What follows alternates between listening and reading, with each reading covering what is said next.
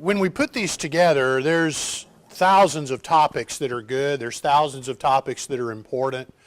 But as I was praying and asking the Lord, the idea of a bivocational minister came to mind because we have probably over half of our ministers that have to work secular jobs to keep their churches open. The Assemblies of God movement would not be where it is today without people that are willing to work jobs, pay the bills, keep churches open, and this. And for that, we're very, very grateful. You want to get into full-time as soon as you can, as soon as the church can afford it, as soon as those opportunities, but really, our bivocational pastors, they are full-time, and they work another full-time job. They're very busy. So this next speaker, Dr. John Aniemeke, I met him, and Pastor John, I'll probably get this wrong, maybe 4 or 5 years ago. He came to one of our retreats, I believe men's retreat in August out in Hill Country Camp. He said from his home country in Africa, his family were involved in the Assemblies of God. They were involved in leadership. He came to America. He's a very successful oral surgeon. Is that fair to say that? There's probably periodontist. And his wife is a very successful medical doctor in San Antonio, teaches at the UT Medical School there. He just said, I have to start a church. I have to start a church.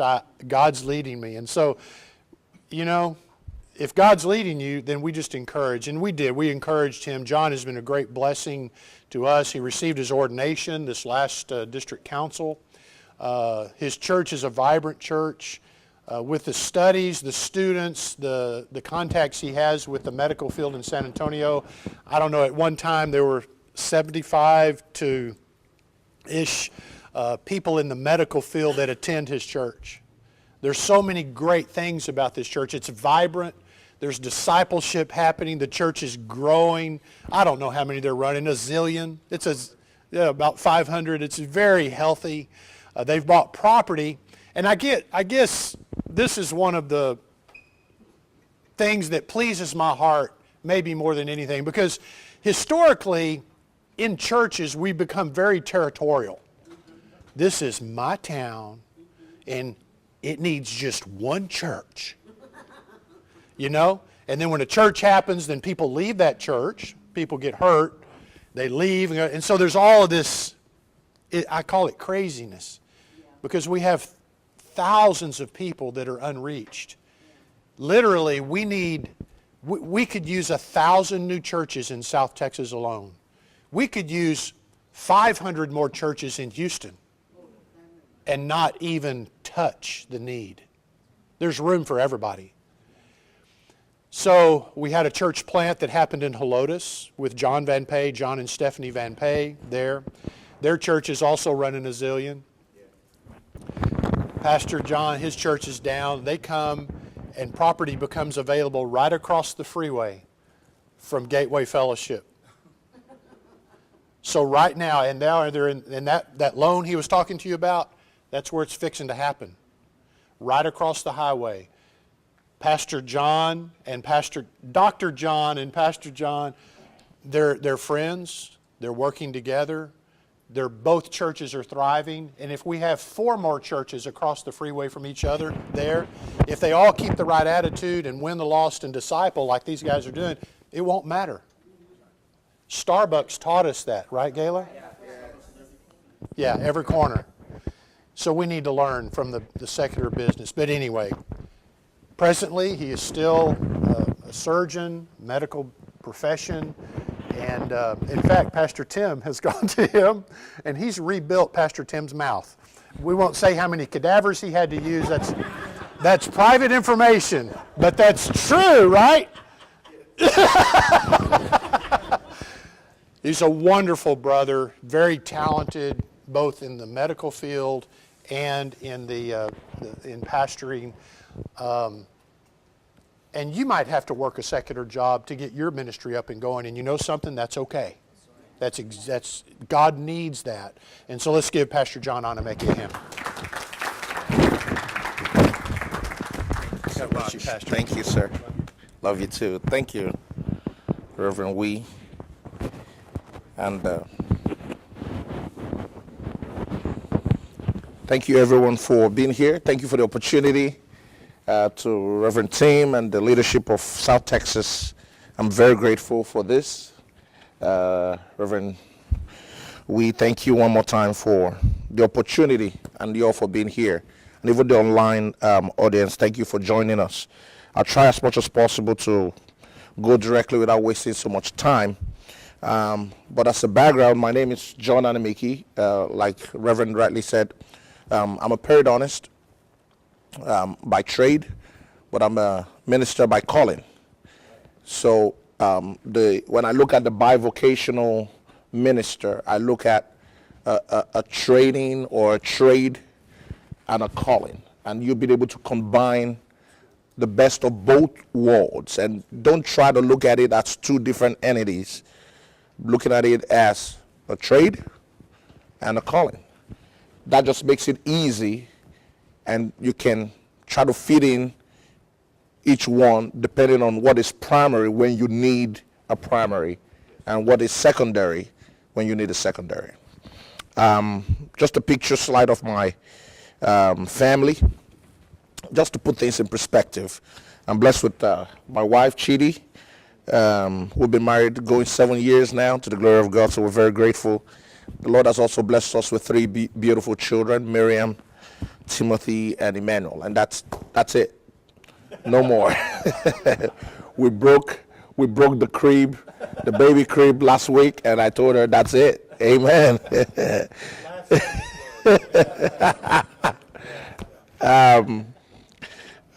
The next slide is my practice, and please, I'm not showing these for any bragging right. I'm just trying to put things in context, so we can have like a little mental picture.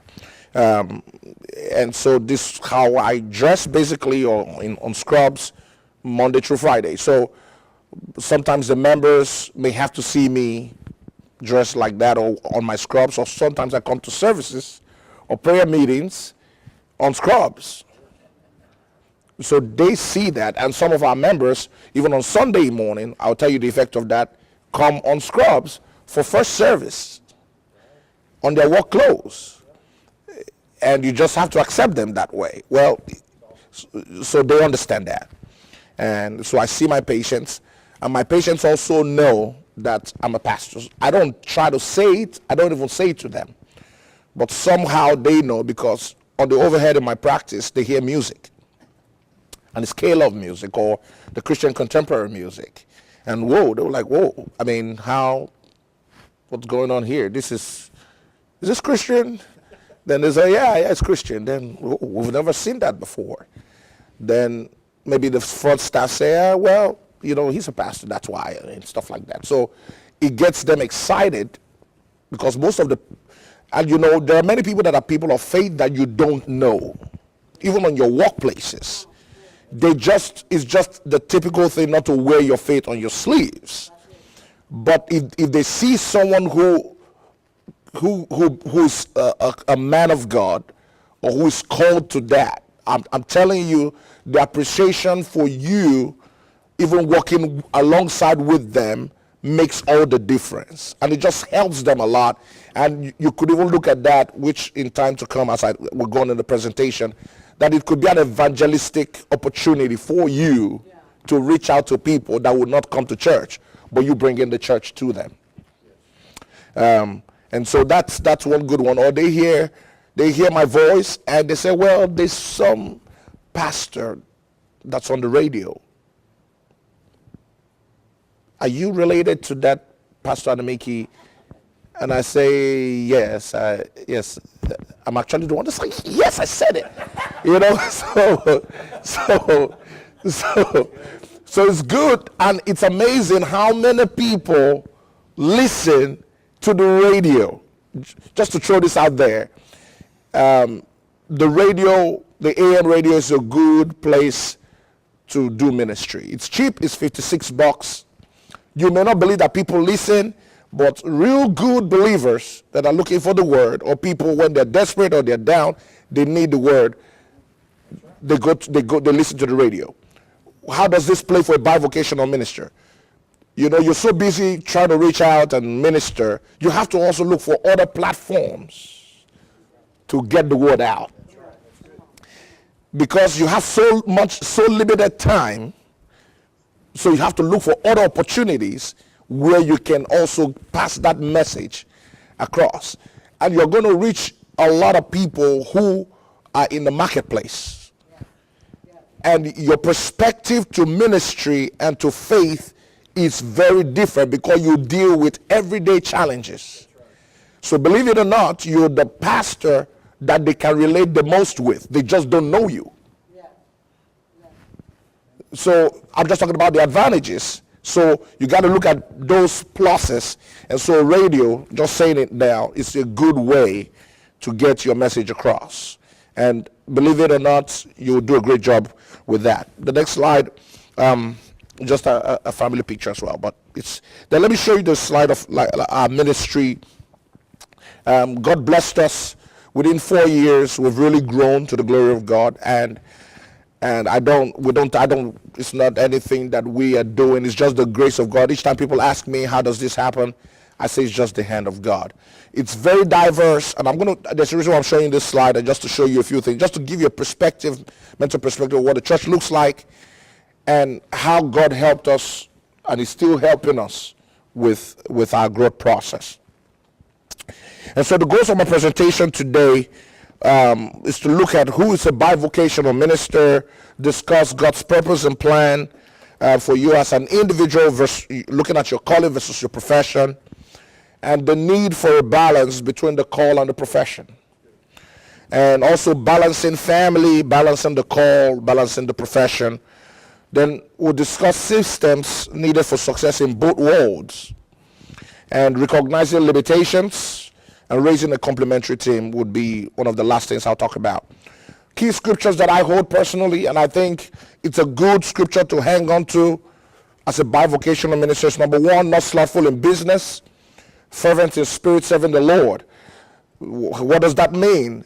That you can't slack in any of those worlds. So if you're professional, you got to be an astute professional doing your work, doing your business, and don't try to use your faith or your pastoral role as a way to get out of being not effective. That's not because if you're not a good professional doing good work, it's gonna make your ministry look really bad. So you must understand that you're creating an image of excellence, not only to the people that come to visit your business, people that want to also come to know the Lord through the business, and also representing your congregation. Because whatever work ethic that you show is what your church is going to reflect.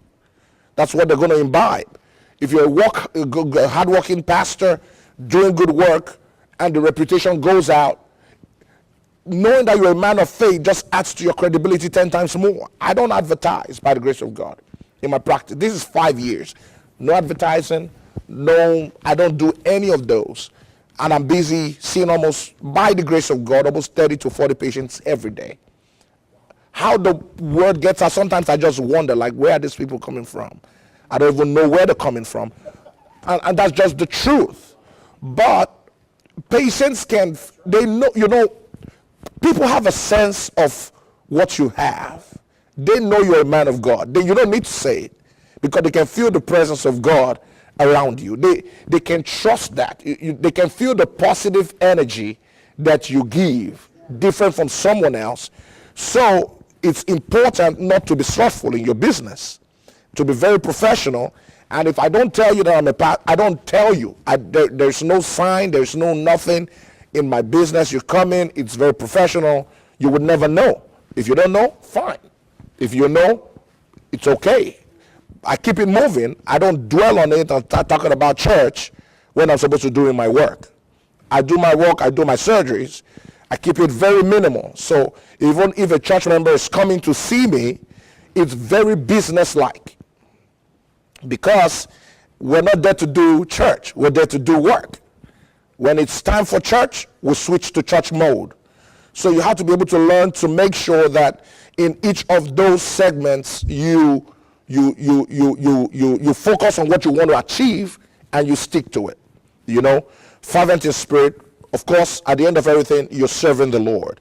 So make sure that it gives glory to God, which I know we all are here for. Then 1 Corinthians 10:31-33, the Bible says, whether you eat or drink, whatever you do it all to the glory of God. So I look at my dentistry as a way to give glory to God. I just look at it like, wow. I mean, God I always tell God, I say, God, you may have an accountant pastor, you have an attorney pastor like Dr. Wood, you have different pastors, but maybe you don't have a dental pastor. So I just kind of let God know how excited I am to be a dentist and do ministry. So I always tell people, I said, it's so great to combine dentistry and ministry. They sound alike, right? just as so in my heart, I'm excited, and you have to keep that excitement. You have to keep that energy. If you lose it, you won't do well. So just look for something that is unique about what you do and say, well, I'm a plumber doing ministry. Man, that's great, because we need Christian plumbers. You need, so you just have to get that in your mind, that I'm giving glory to God with my work. The Bible says, and I try to please everyone in every way. Verse 33, for I am not seeking my own good. So the key thing in Bi Vocational Ministry is don't seek for your profit. Again, like you are not anointed to profit yourself. And don't use the ministry as a way to get business clients. By the grace of God, these 5 years, I have never advertised my business in front of the church. Never will, by the grace of God, and never won't, by the grace of God. Because I have to understand that God's people are God's people. The platform is not for business. If they want to see me, I have an office manager. I tell them, call the office manager to make an appointment. I don't make an appointment for you. And when you come, they greet you. I wait for you to be seated in the chair, and I come to you as your doctor, and I greet you. Sometimes they're even surprised that, oh, wow, he's not like all, because this is not church.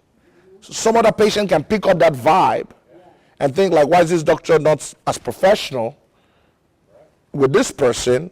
And they don't understand, because they don't know how we know each other. And they may think, oh, because I'm just smiling and maybe the way I shake you in church, I can't shake you that way in business. Else I give a wrong image of what I'm doing in the business end. So you just have to be very careful. Now, how God helped me, I can't say that I received a lecture. It's just that the Spirit of God just guided me. Learn to create the boundaries for each of those locations. Do good to the people. Help them if you can. If you can't, be very honest. I'm sorry, I can't help you with this, what you're trying to do. And don't do anything that's going to, cut corners, or let's say you're the manager in the business, in the store, and you're trying to give them a discount that is not approved. Don't do it. Because at the end of the day, it's going to make you look bad. It's going to make the ministry look bad. And if something is fraudulent, that just doesn't look right. So I don't try to tell people, okay, we're going to do this treatment to be able to get money from the insurance. If we can't do it, we can't do it. If I don't try to do, I'm in the surgery area of dentistry, I don't try to do crowns and bridges and veneers because I want to get money from your insurance. I'm sorry, I just don't do it. I'm going to send you to someone else. I can call them and say, hey, this family, please, can you give them a discount? That's as much as I can do. But to try to go out of my way to do something because I know you have it, I just think it's not ethical and it's not right before God, because you're going to be standing to talk to the people. And if you're doing something wrong, it's going to you can't talk about the truth that you don't live. And so those are just things I want us to keep in mind by the grace of God, because whatever we do, we want to get people saved. In Acts chapter 18, it talks about, in verse 3, just to save us the time, Paul as a tent maker. So Paul was someone that made tents. He worked on leather, So he was a bivocational minister, and I will talk about the advantages. In our next slide, you'll look at just a picture of bivocational ministry. You could be a farmer, mechanic, carpenter, teacher, welder, salesman, doctor, programmer, PhD, teacher, merchant, services, business owner, lawyer. Whatever you're doing, it doesn't really matter as far as, number one, you enjoy doing it. Because if you don't enjoy it, it's going to show. It's going to put a burden to you. You need to, as a bivocational minister, you want to get into something that you enjoy doing, something that you're passionate. I tell people, I'm passionate about dentistry. I love it. If I don't do it, I don't feel happy. I just love it just as much as I preach. So I don't do it for the money. So because if you go for the money, you're going to make wrong decisions. And then it will take your time, because wherever the money is where your passion is going to go towards. So do the work. If you're going for bivocational, do something that you enjoy doing, because if you enjoy doing it, you can tell somebody about Jesus right there and don't feel bad about it, you know. And I want to leave this word with you. If I can leave it now, I want to say this. Ministry is progressive. The goal is not, I don't think the ultimate goal should be any minister should continue to be bivocational. And I pray the day that the Lord will release me from dentistry. As much as I love it, I really sincerely believe that your call is greater than your work. I believe it with the whole of my heart, that we want to be there for the people. You want to love on them. You want to visit them in the hospital. I mean, any true minister will feel bad when you hear that your people need you and you can't be there. You know, so I feel ministry is progressive. Today you're bivocational. Tomorrow you're going to be full-time. Your goal should be praying and saying, Lord, when are you going to release me? And try to work actively, not to remain in the bivocational. You have to try to actively. So I'm one day praying and saying, Lord, I want one day that you're going to release me. I'll sell the practice to someone else and do the work of God. Whether I make as much money or I don't, in everything, like Paul said, I can abase and I can abound. In everything, I know how to modify those things. God is still my provider. Because really, if you take care of the sheep, God will take care of you. You know, and if you just imagine you channeling that energy that is helping you to be excellent in your work, add it and look at the multiplier effect in ministry, you won't have to worry about those things. I don't know that you understand. Not to throw names out, but look at the big ministries. They don't wish to be going to 8 to 5, because the ministries, the people, they love their pastor. They will take care of their pastor by the grace of God. And God will provide everything that you need. There will be people that will be there to fund your vision and take care of you by the grace of God. So, and God will not call you to something that he can't take care of you. So in your mind, know that God is the one that takes care of you and not you. Because there's a tendency to feel like, well, I don't want to depend on anybody. I'm just going to handle this by myself. I don't think it's the right mentality long term. In the meantime, yes, you got to do what you got to do, but pray that the Lord will open doors. One person can sow a seed, and God can sow into the heart of that person to say, you know what? Whatever it takes to take your children to college, I'm going to pay for it. Jesus did not need to take care of anything. He didn't need to work after he left the carpenter shop, because God sent Mary and Martha, and they took care of him. They provided for his needs. So God can take care of you. And I think that is the mindset we must try to believe in faith, that one day the Lord will make a way. Amen? All right. The bivocational minister, a new terminology that is kind of floating around is they call us marketplace pastors. That's the new term. And the reason is we can fit in beyond the walls of the church. To the glory of God, and you know that even from our leaders in the district, all of them are college trained, so they had something in mind when they went to college. They could fit in anywhere as business executives anywhere. You know, I think our district attendant was the manager in the big medical store before, and when he was telling me even part of his track record, I was like, oh wow.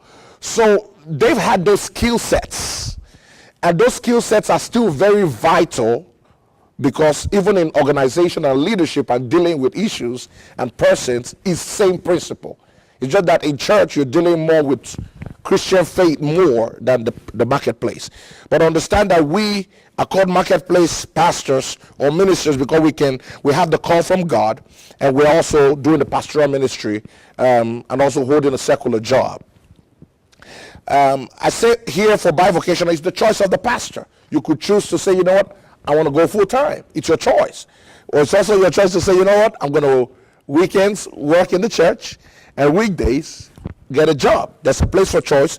It's also dependent on the need of the pastor, in the sense that, well, I don't get paid too much because of the church that I am in right now. I love the church, but I'm not having enough. So I need something to augment my earnings. So that's a place for the need, or the nature of the denomination. Some denominations want someone who's bivocational. Some denominations want that. They feel like they have certain group of members that they require someone who is not just sitting down and just praying. They need someone that also is out there. That's just the flavor of their ministry, depending on whatever that is. I still believe that a full-time ministry is still the best way to go. That's just me personally, even though I'm bivocational. They have dual responsibilities: weekdays work, weekends church. They could be trained professionals, or they could be business owners, lawyers, accountants, physicians, customer service reps, you can name it. I read a few articles just to kind of put things in perspective. One of them that really looked really nice to me was an article by the Lifeway Christian Resource, looking at the trends of bivocational. It ranges, you know.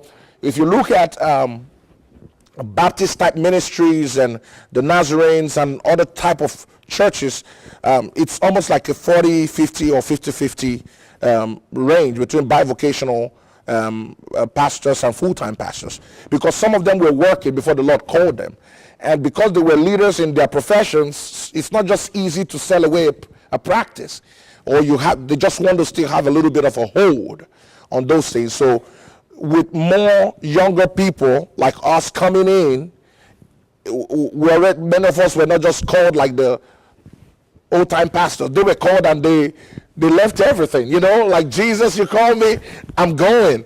I don't care what it takes. Maybe we don't have as much faith as they many of them didn't have backup plans. I mean, they left, you left and said, Lord, I'm going to go with whatever. Now we're like, whoa, I mean, the economy, you know, and your wife is telling you, I don't know how this is going to happen. So things like that. In the Pentecostal was so contrastingly different. 75% of the Pentecostal pastors are full-time.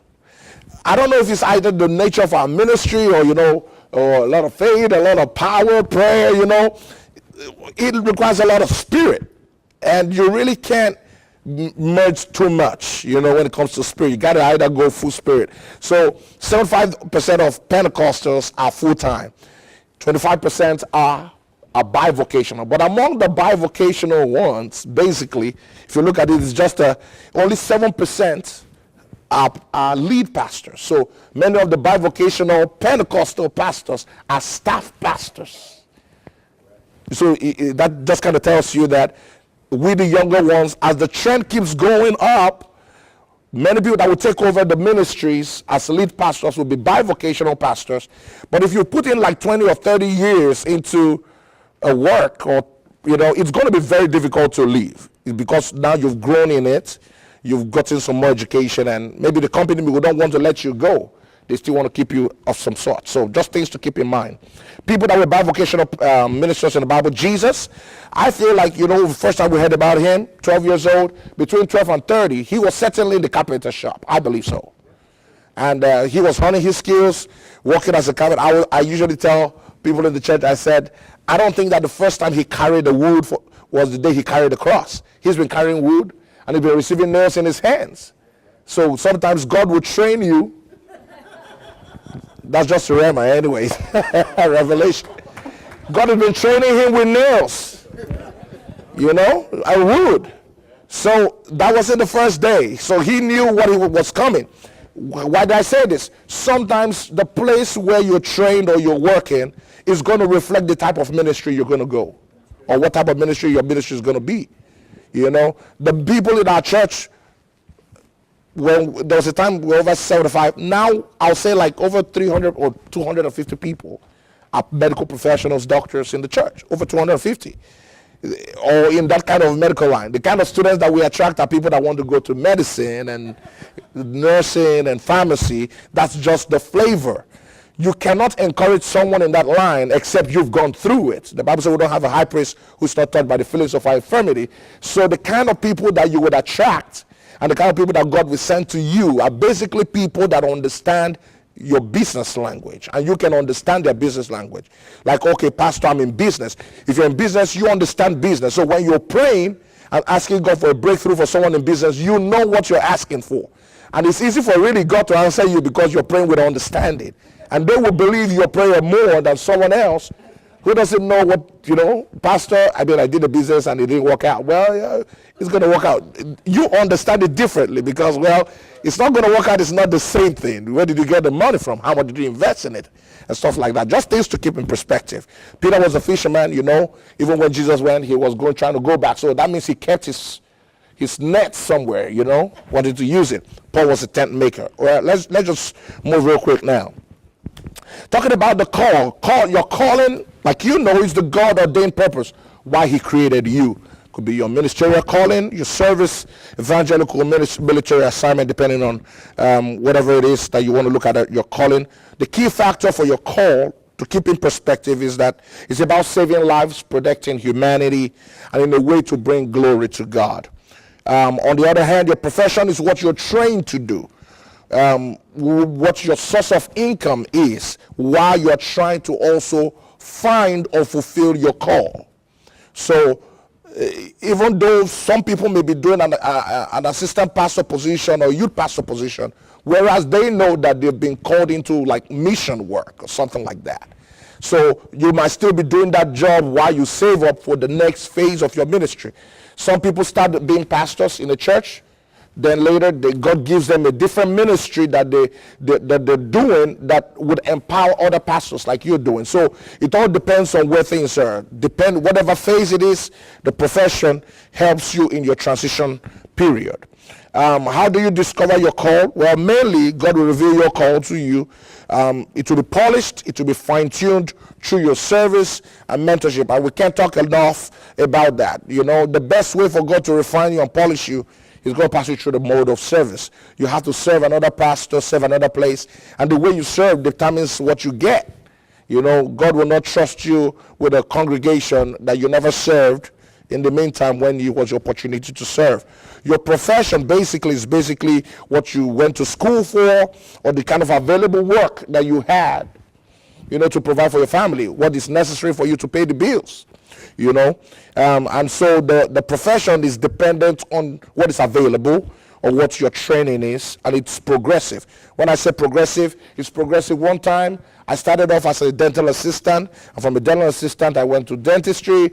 As a general dentist, from general dentistry I'm a specialist. As a general dentist, it's difficult to just own my own practice, but as a specialist it's so much easier.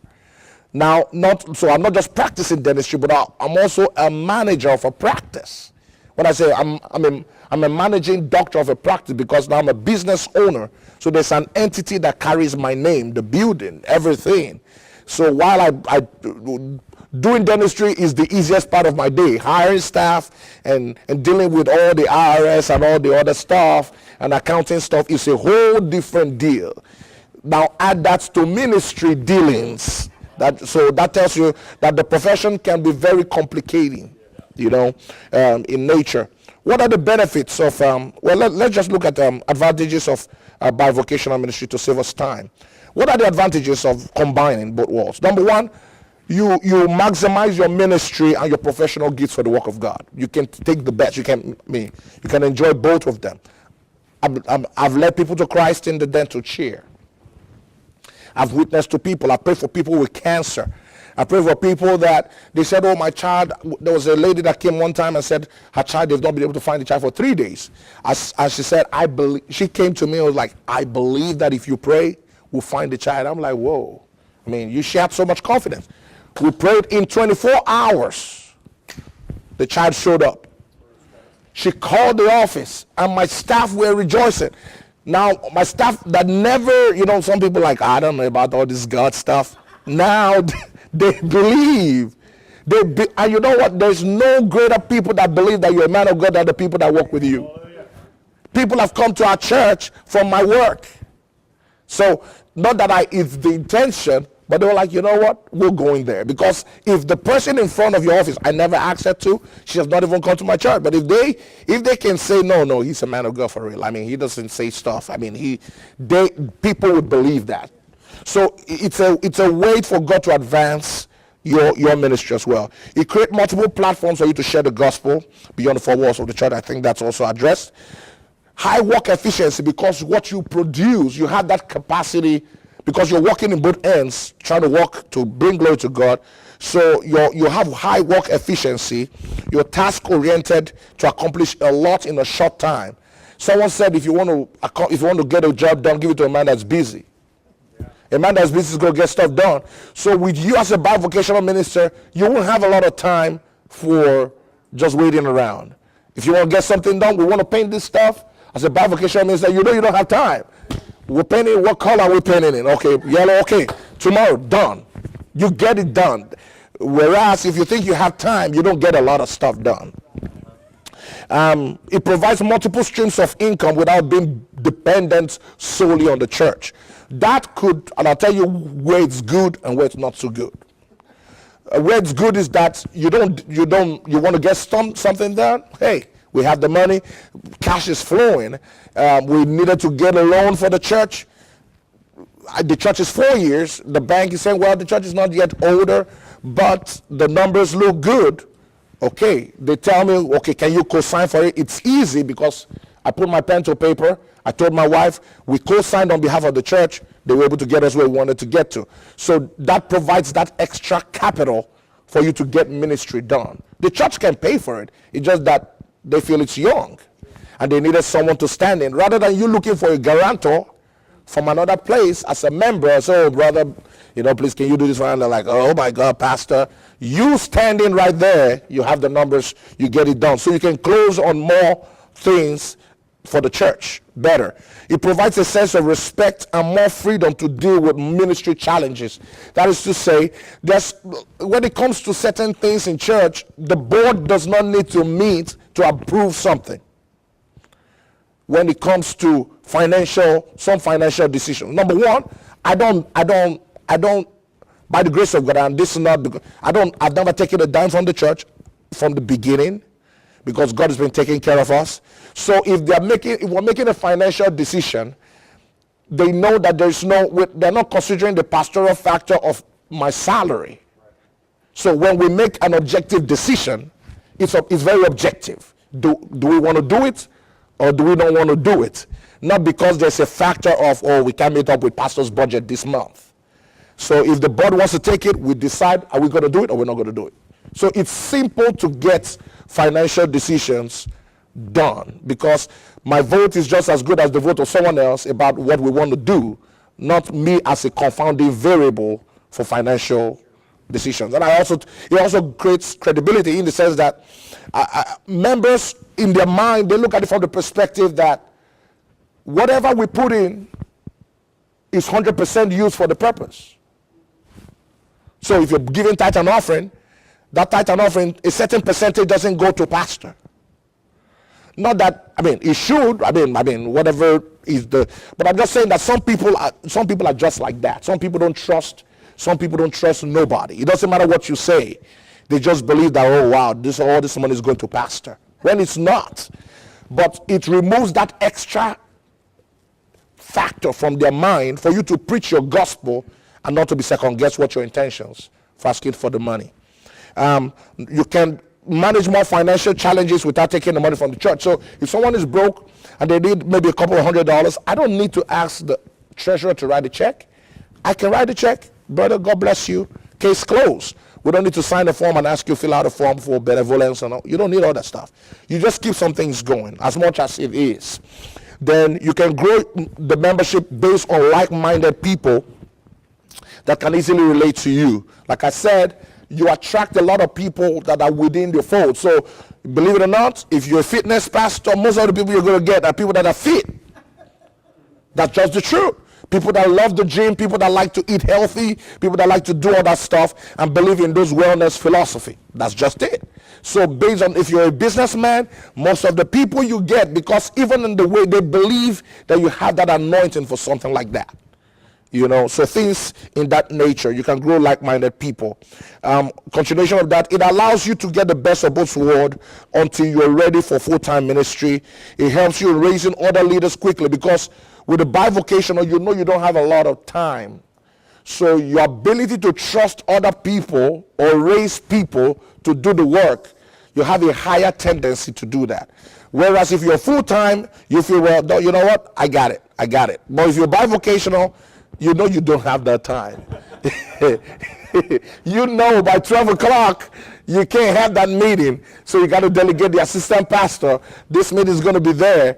And tell me if you need me, I'll come in. Stuff like that. So it helps make the work go faster. That's why they discovered that most of the pastors that are pastoring churches that are within the from 300 to 3,000, they discovered some of the high percentages of those pastors are bivocational pastors. And people wondered why. The reason, based on the research, was many of them delegate. Many of them delegate. And when you delegate work to people, they have a sense of ownership. And they can bring people, and when you delegate the work to them, they can tell people about their pastor better than you can. So things like that. So, it looks kind of counterintuitive, but that's just what the research showed. It eliminates dead time and unnecessary time wasting. So as a bivocational pastor, you're not available for someone. Some people just want to talk and just take all your time and try to tell you, okay, so what's the problem? And they go and they'll tell things that are not, With a bivocational pastor, the people know your time is very valuable. Too. So nobody would allow them to kind of waste your time for what is not necessary. If it's not necessary, they cut it off for you. Also, you have a lot more decision capital making choices that involve in both worlds. What do I mean by that? You want to make a decision on something, maybe where you're going to live or whatever thing you want to do.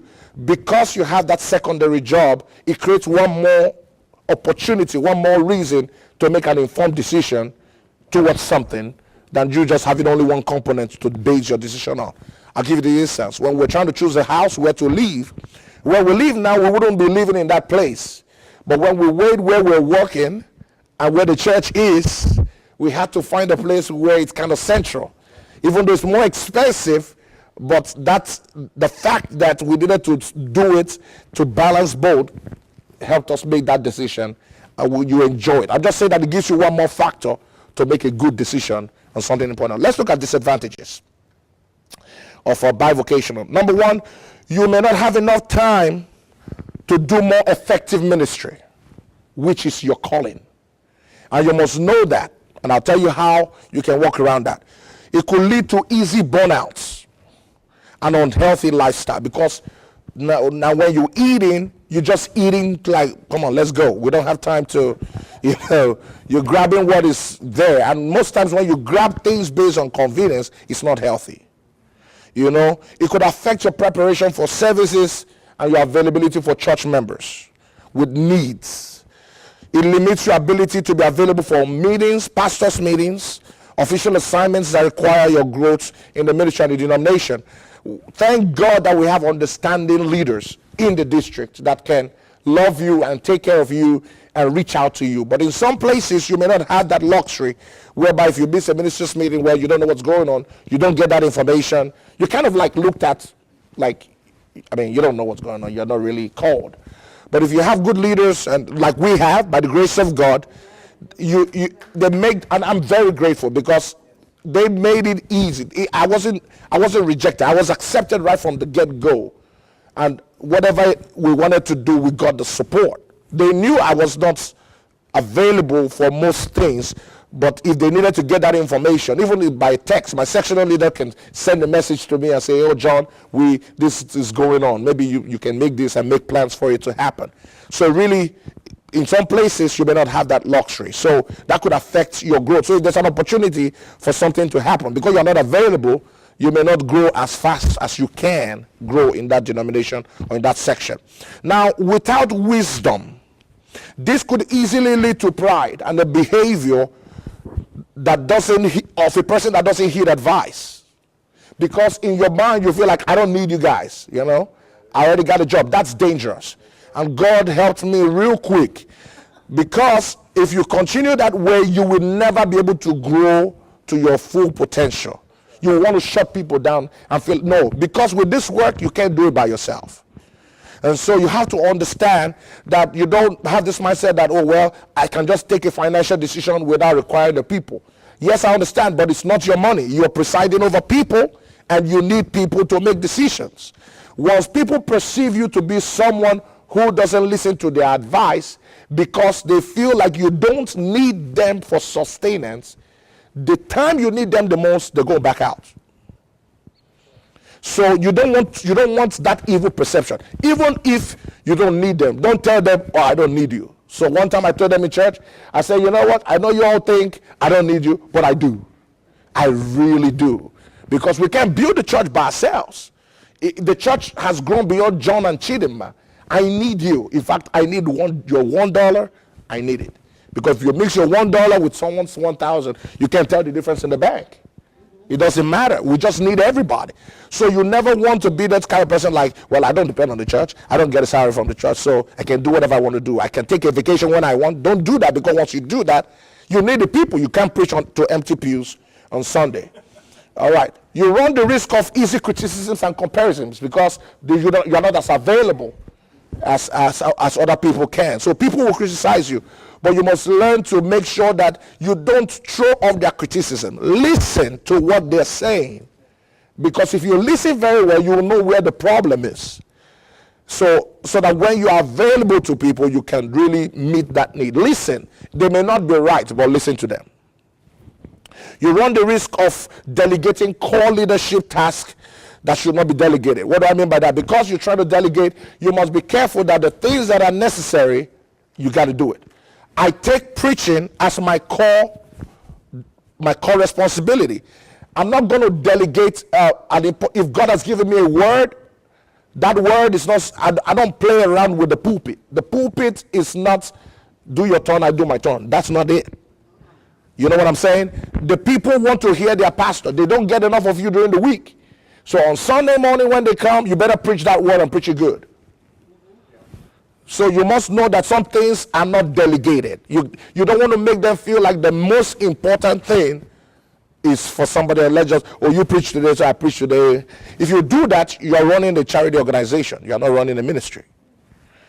So you must be careful of that. Then it takes time, your family time, your vacation time, your personal time, that could be negative long term, because you're basically maxing out on both ends. It's also a big challenge to your personal prayer life, a big challenge to your preparation for you to seek the Lord and to guard your heart. So what you need to do is, when it's time to lock down and to prepare, you lock down and you prepare. Be unavailable. When I'm available, I'm available. So sometimes my hideout is in the job.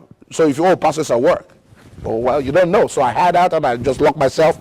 But while it seems like I'm at work, because I create that time, I can prepare for service. So they don't know, because they can't really guess all my time that's available to them.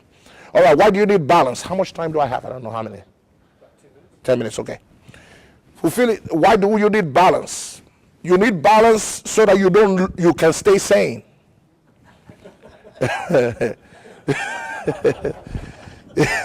You need balance to keep your family and your marriage happy. You need balance so that you can enjoy the blessings of both worlds. You need balance to provide the necessary guidance to continue to fulfill the call. You need balance so that you don't exasperate your body, and you need balance so that you don't become sloppy.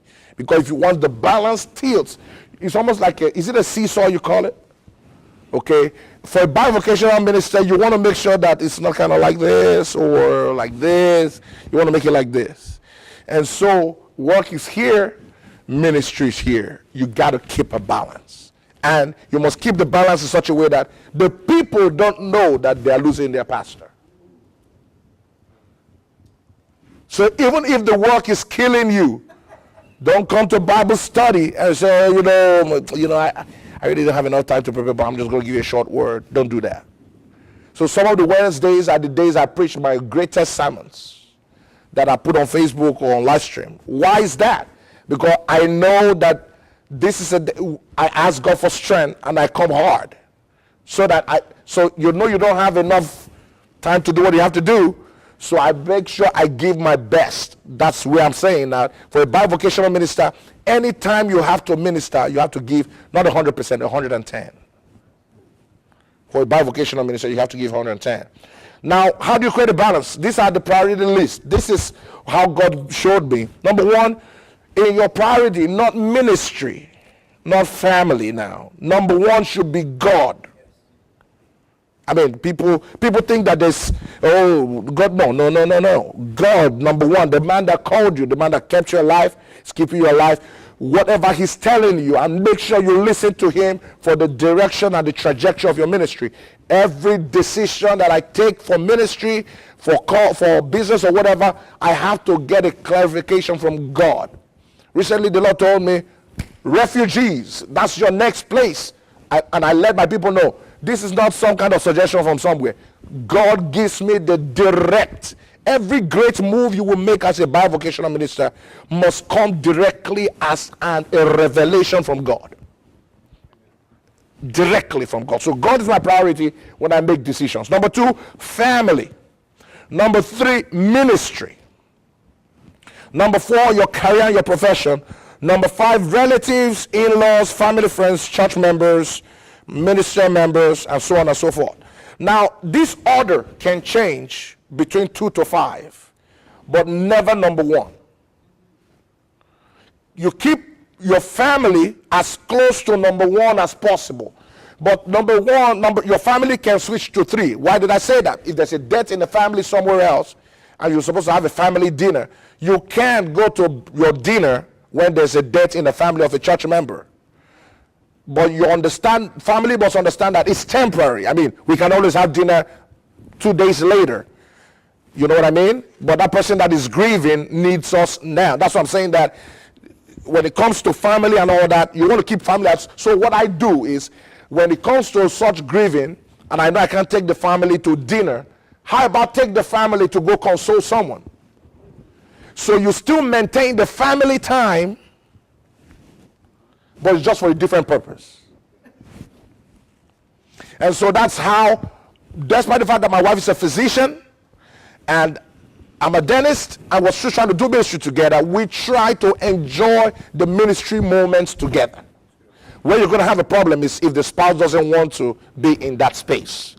You must be able to help the spouse understand that just being together in that space, doing it together, even if it's just seeing me and watching the way I'm doing it, she gets some joy that at least we're in the same place. So you have to keep that in mind. All right. How do you, let me look at other things. Systems of success. Let me end with that. And I think you all get the sequence of all that. I don't want to go into, I broke those down in detail somewhere. For systems of success, you cannot do it alone, and you can't succeed alone. You must know that. You must know that. If you want to do it all by yourself, your ministry won't grow beyond 200. We read an article. I do a lot of reading of articles. I and my wife, we do that.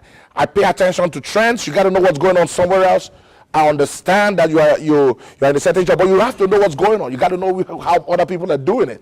You have to know who is succeeding and why they're succeeding. You have to know who is failing and why they are not doing well. And learn. So I read a lot of articles. And they said every ministry that is a mom and pop ministry where the pastor makes all the decisions never grows beyond 200. When it gets to 200, they stop. But once you begin to get people of like minds and people that you can trust and be able to train them, you get into the 300 and 400. When you let people express their ministry, you get into the 500s. And so once we learned that, we doubled our size within 1 year. From 200 to 400 within a year. Last year was our greatest year, and we paid attention to the demographic where the growth pattern is. So one time it was African. The next time it became African American, and now our current growth spurt is in the Caucasian Hispanic. And so we also discovered that in our first service is more Caucasian Hispanic. Our second service is more African. So even in the way and the songs and the nature of the ministry, if you come first service, just get to the point, preach the word, get it done, shut it down. In the second service, you don't do that. You got to let them dance a little bit, you know. That's just the way it is. You can't. And so even to the ministry people, my team, Brother Dick and some of the pastors have been, even to the people that do things in the service, you have to customize. So some people are good with certain demographics, or they can speak to certain groups. So the people that do the welcome and first service, it's not turn by turn. Oh, you welcome the first service, you do that. No. You speak to first service people because you can get to these first service people. And you speak to second service people. So in first service, I'm not going to be pulling my jacket like a crazy pastor.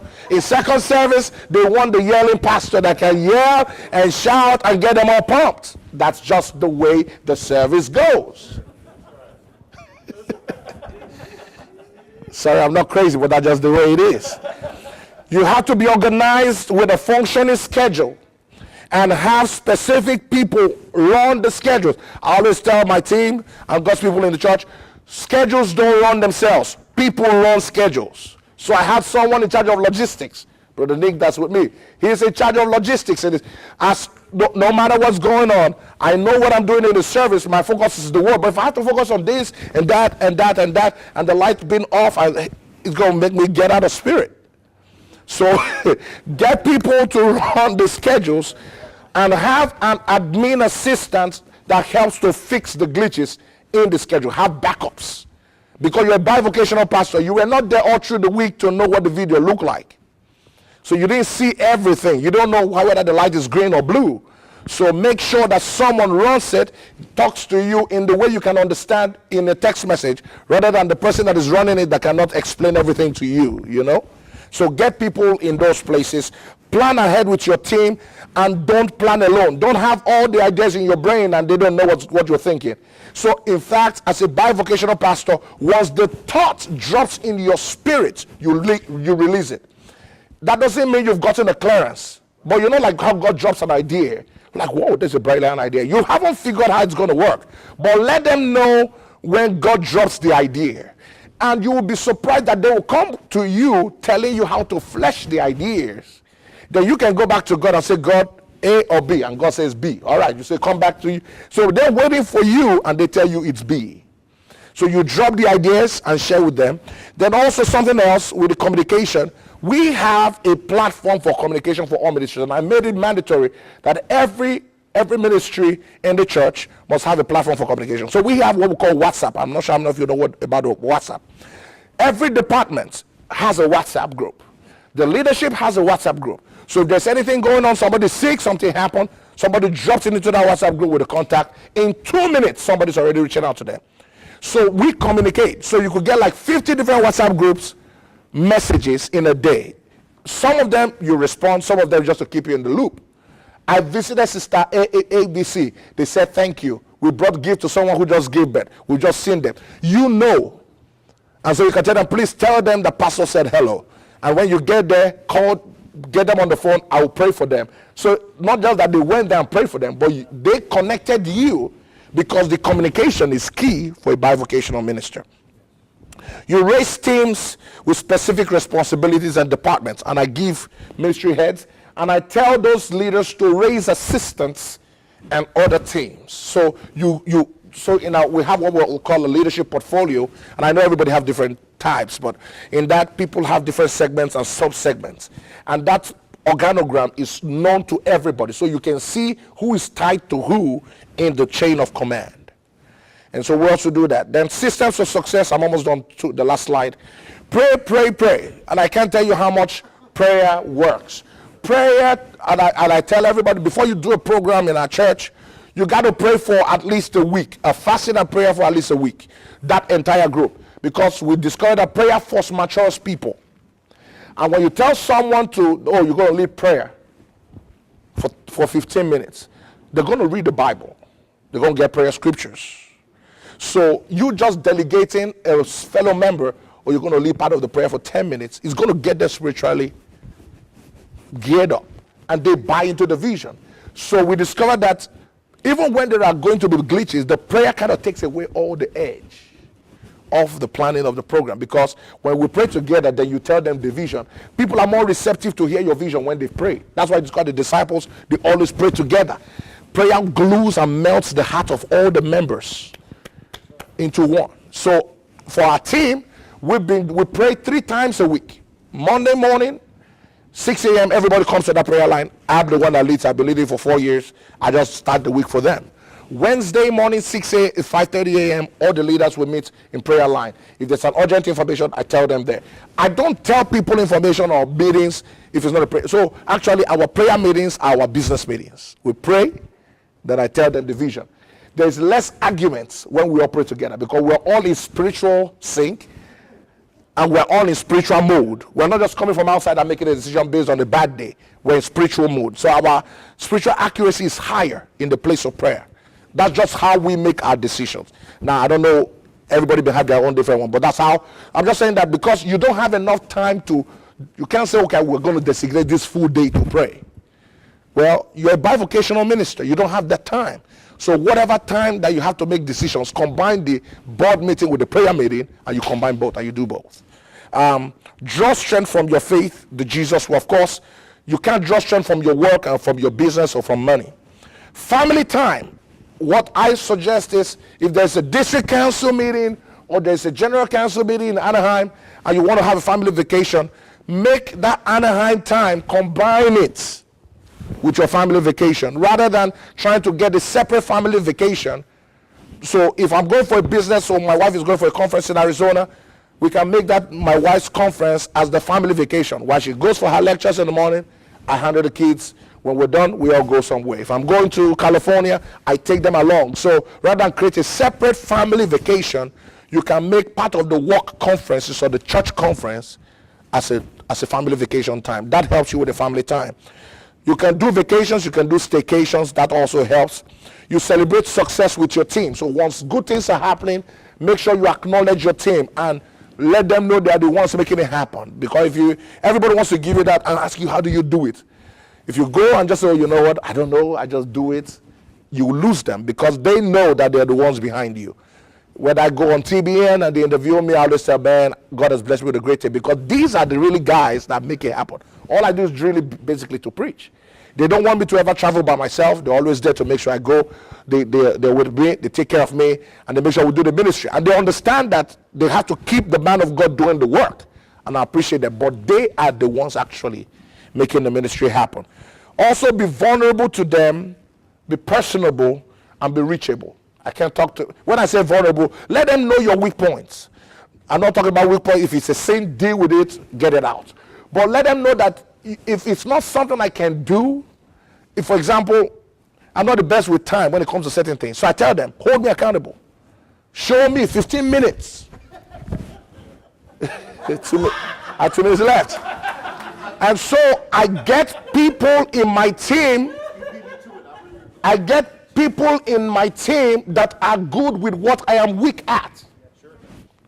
And it's okay for me to say that, bro, I need your help for this.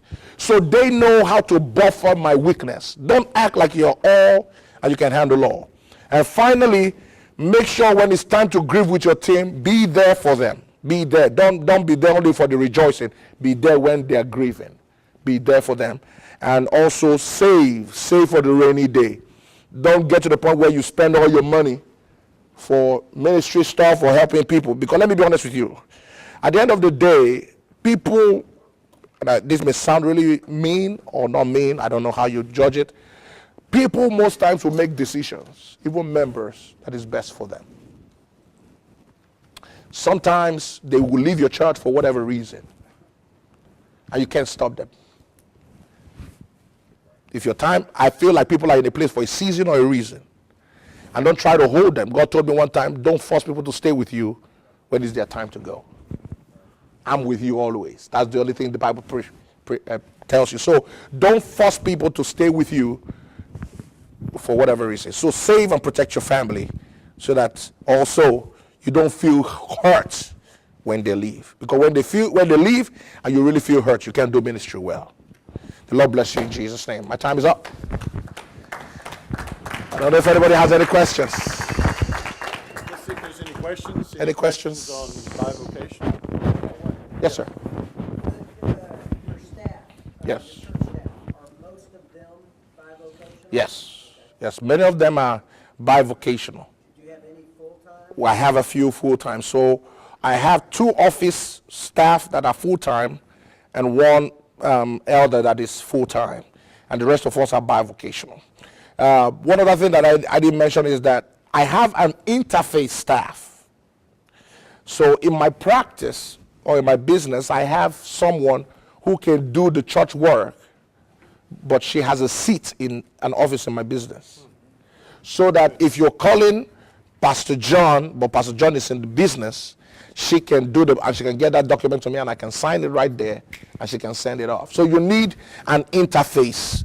So if you're working for someone else, and it's not your business, you must get that interface staff that can drive to you at work and get whatever that information. So that is her job. So I have a full-time person that does the interface job. Should you want to do something and whatever you're doing, and maybe you don't own your own business, I would advise that you get into a profession or a business that gives you flexible hours, like a chaplain, a rehab counselor, or something that will not, that gives you the flexibility to do ministry or that will complement you doing ministry. If you are in a business area where it seems like, I'm working for Walmart, for example, you want to get into management where you can determine your hours rather than just staying at the low level. It may require some school, but you have to kind of actively work towards it. All right? Thank you so much. God bless you. God bless you.